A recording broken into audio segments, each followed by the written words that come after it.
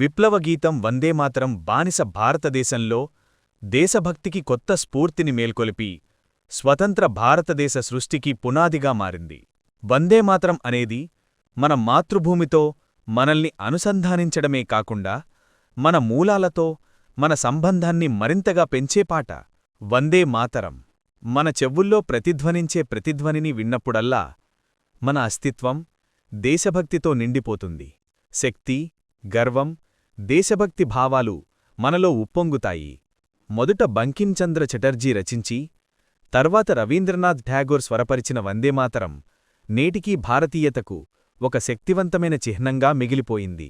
కాలక్రమేణా ఈ పాటను అనేకమంది సమకాలీన కళాకారులు, సంగీతకారులు తిరిగి అర్థం చేసుకున్నారు. దాని స్ఫూర్తిని ఆధునిక తరానికి తీసుకువస్తున్నారు. వందేమాతరం మొదట గురుదేవ్ రవీంద్రనాథ్ ఠాగూర్ స్వరపరిచి పాడారు. ఆయన దానిని భారతీయుల హృదయాల్లో ప్రతిష్ఠించారు. స్వాతంత్ర్య 50వ వార్షికోత్సవం సందర్భంగా అనారోగ్యంతో ఉన్నప్పటికీ పండిట్ భీమ్సేన్ జోషి పార్లమెంటు సెంట్రల్ హాల్లో నిలబడి వందేమాతరం పాడారు. ఈ సందర్భంగా ప్రేక్షకులందరూ కూడా నిలబడి జాతీయ గీతాన్ని పాడి ఆనందించారు.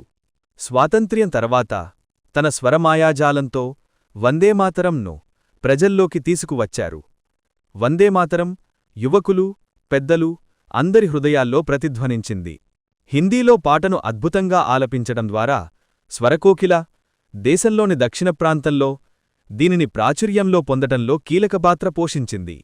ప్రసిద్ధ శాస్త్రీయ గాయని పండిట్ జస్రాజ్ కూడా ఈ దేశభక్తి, స్వాతంత్ర్య ఉద్యమ చిహ్నానికి దోహదపడింది. ఇది భారతీయ ప్రజలకు, యువతరకు అందుబాటులోకి వచ్చింది. భారతరత్న, ప్రఖ్యాత శాస్త్రీయ గాయని ఎంఎస్ సుబ్బలక్ష్మి దీనిని గొప్ప భావోద్వేగంతో పాడటం ద్వారా దక్షిణ భారత భాషల్లో దీనిని ప్రాచుర్యంలోకి తీసుకువచ్చారు. ఓంకార్నాథ్ ఠాకూర్ ఒక భారతీయ విద్యావేత్త, సంగీత శాస్త్రవేత్త, హిందుస్థానీ శాస్త్రీయ సంగీత విద్వాంసురాలు. ఆయన ప్రదర్శించిన వందేమాతరం వర్షన్ కూడా జనాలను ఆకట్టుకుంది. ప్రఖ్యాత సంగీత దర్శకుడు హేమంత్ కుమార్ ముఖోపాధ్యాయ తన స్వరం, గానం ద్వారా సినిమాల్లో వందేమాతరంను అమరత్వంతో నింపారు. ఇది భారతదేశ శక్తి, వైవిధ్యం, గర్వాన్ని ప్రతిబింబించే వందేమాతరం వర్షన్. ఇంకా భజన్ సొపోరి, కవితా కృష్ణమూర్తి, సుచిత్రా కృష్ణమూర్తి, హరిహరన్, శంకర్ మహదేవన్, సోనూ నిగమ్, సుఖ్విందర్ సింగ్ వంటి గాయకులు యువతకు దానిని అందించటానికి తమ స్వరాలను అందించారు. అనేక ఫ్యూజన్ బ్యాండ్లు, యూట్యూబ్ కళాకారులు, పాఠశాల బృందాలు ఈ పాటను తమదైన రీతిలో పునఃసృష్టించారు. కొన్నిసార్లు సూఫీ రాక్గా, కొన్నిసార్లు కర్ణాటక, జాజ్ల మిశ్రమంగా, కొన్నిసార్లు జానపద వాయిద్యాలతో బహుభాషా వర్షన్లలో.